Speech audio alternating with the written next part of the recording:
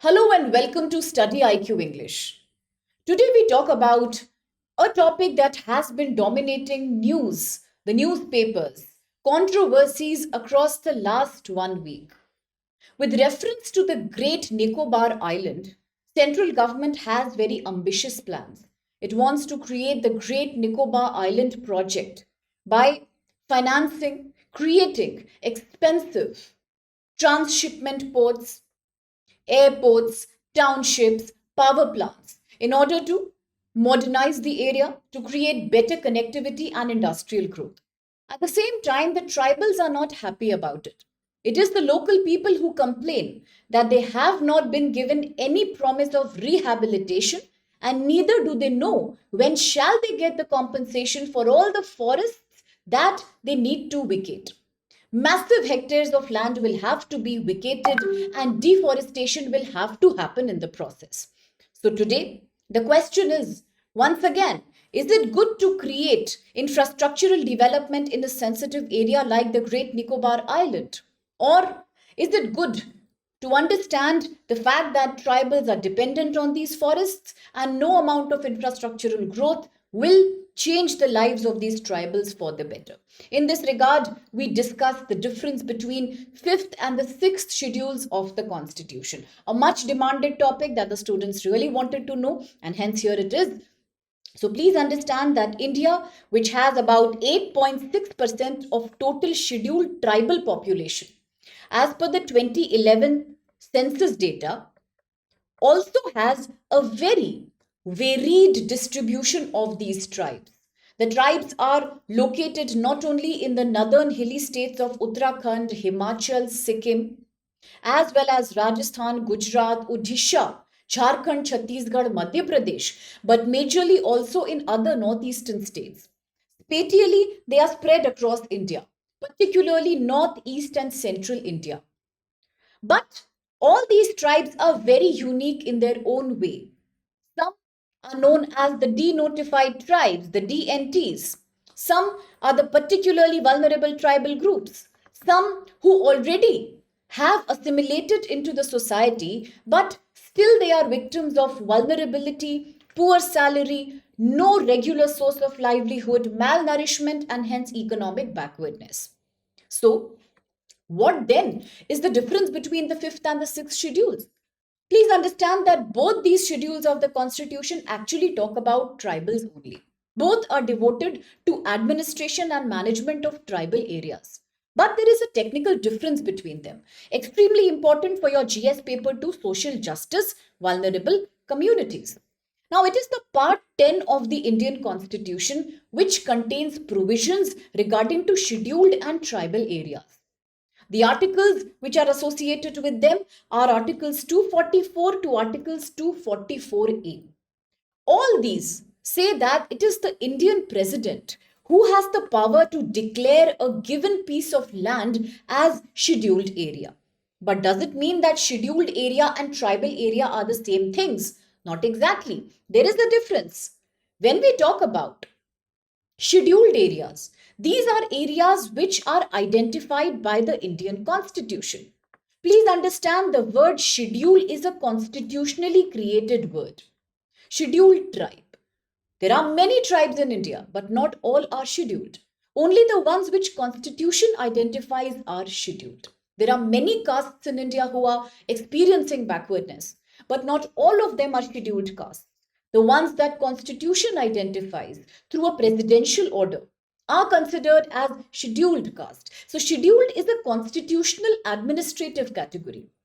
Any piece of land, any forest, any village which the Indian president declares as scheduled area becomes notified as such. And all these are taken care of under the 5th schedule of the Indian Constitution. How are they administered? They are administered through the governor of the state. Now, governor who acts as the executive representative of the president at the center is responsible for taking care of administration and management of these areas. And the central government can give directions for administering scheduled areas through the governor of the state. Therefore, to protect better livelihood, To enhance their level of empowerment, the central government keeps making schemes and gives various policies to integrate the tribals into the mainstream Indian society. This is the fifth schedule.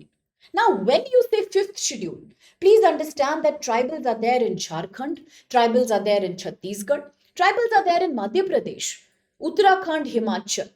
All of these will be coming under fifth schedule. Then who comes under the sixth schedule? Well, sixth schedule is slightly more unique. There are certain states in India. I often call them as AMTM states. I use this acronym to remember it. You might also be helped by that. AMTM means Assam, Meghalaya, Tripura, Mizoram. These four states are quite unique. They have a very heavy tribal population, but the tribes who live here are considered as tribal area occupying tribes. This comes under the sixth schedule, only these four states. Why? The reason is one, the tribals found in the AMTM states are anthropologically very, very sensitive. They are unique in terms of their race. Therefore, they need better protection. Their customs and their cultures are very different from other tribals in India. Second is the fact that they have a declining population. These tribals are threatened due to demographic change. Their population has not been increasing in the past few years. So the government is committed to give them better power over their own administration. The government wants to give them political power to rule themselves much better. Therefore, these come in the sixth schedule. Now, these are governed by the provision of sixth schedule in such a way that tribals in these four states have a right to maintain autonomous district councils called ADCs. Autonomous means independent. They have a lot of stake and a lot of say when it comes to self governance. They have a lot of autonomy. They can take decisions regarding legislation on land. They can take decisions regarding local customs, regarding management of forests, management of infrastructural development in the forests. They can take care of decisions associated with their own communal welfare. Therefore, these district councils are quite empowered by the government. Now, the purpose is to give them a greater sense of autonomy, to take their own decisions, to create a sense of grassroots level democracy among them. Now, very recently, the government of India had also created the PISA Act. The purpose was to extend to various tribal councils and various district councils the powers of Panchayati Raj. Just like Gram Sabha can take decisions at the village level, similarly, the autonomous district councils and the tribal councils should also be given the rights to make decisions regarding the tribal affairs. And that's the key difference between the fifth and the sixth schedule. The difference is that of autonomy.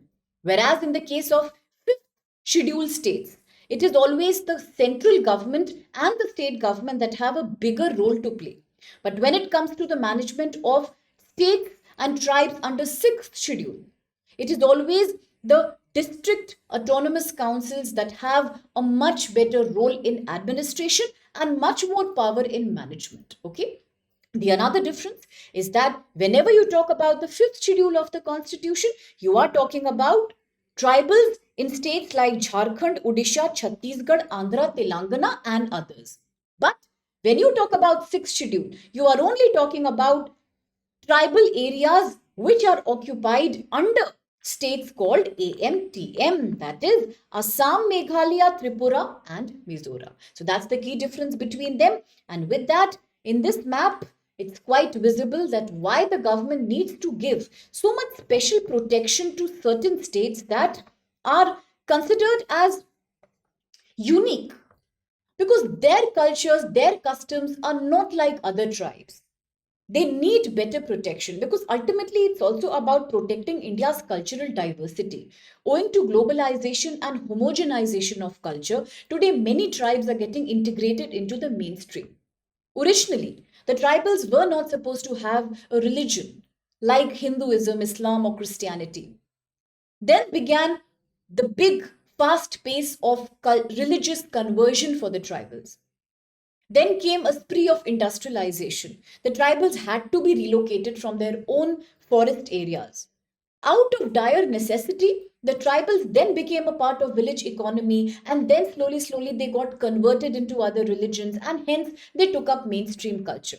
But luckily, even today, the tribals living in the AMTM states still have a unique aspect to their culture, and that's the purpose of having Schedule 6 of the Constitution. So, are there any such states which are an exception to the rule?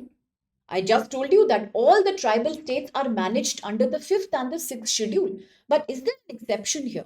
Yes, there are some exceptions. Talking about Nagaland, Nagaland has a lot of unique tribal groups, but it is neither governed under the 5th nor under the 6th schedule. In fact, it is taken care of under Article 371A, which gives it a very special status.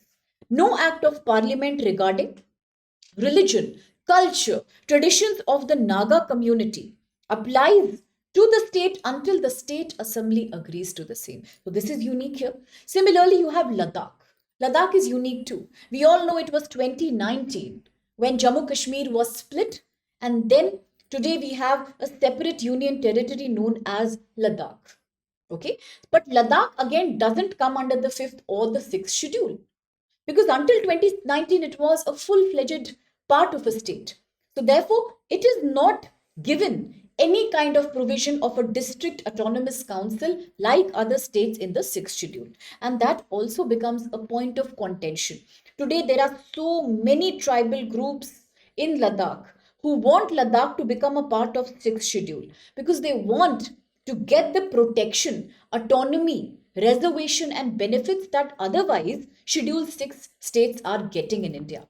So these include the Buddhist as well as Muslim tribal communities who want and who are constantly fighting for getting a name under the 6th schedule. At present, Ladakh is directly administered by the Lieutenant Governor, which means as an agency of the central government. Also, there are certain aspects in which the Lieutenant Governor does take advice of the Ladakh Autonomous Hill Development Council in Leh and Kargil. But due to no 6th schedule identification, it has much lesser autonomy than the states of AMTM. Then another exception is your Arunachal Pradesh. Earlier it was called as the NEFA, the Northeastern Frontier Agency. It also gets protected under Article 371H of the Indian Constitution. The governor has special responsibility for law and order. Another is Manipur, and then comes Sikkim. Apart from that, certain parts of Mizoram. Now, usually Mizoram comes under the AMTM states under 6th schedule, but there are certain parts of Mizoram which inhabit the Mizo tribes that are given a very special status under Article 371G of the Constitution. So this is good to remember that there is a massive difference between both the schedules, which states are covered under which schedule, but which are the states which are completely exceptional. Neither do they have a status in 5th schedule nor in the 6th schedule, and yet they have a majority tribal population. With that, let's hop on to the question for the day. This question is an easy one. It says, consider the following tribal majority states or UTs in India. It's Nagaland, Arunachal Pradesh, Mizoram, Sikkim and Ladakh. So which of the above are not governed either by the 6th or the 5th schedule? A very expected question in prelims. You can choose your right answer. You can post it in the comment box, and you can also judge and check your progress through the answer and explanation that I have attached here. Thank you so much for being a part of the video. If you enjoyed it, then do like, share, subscribe, Study IQ English.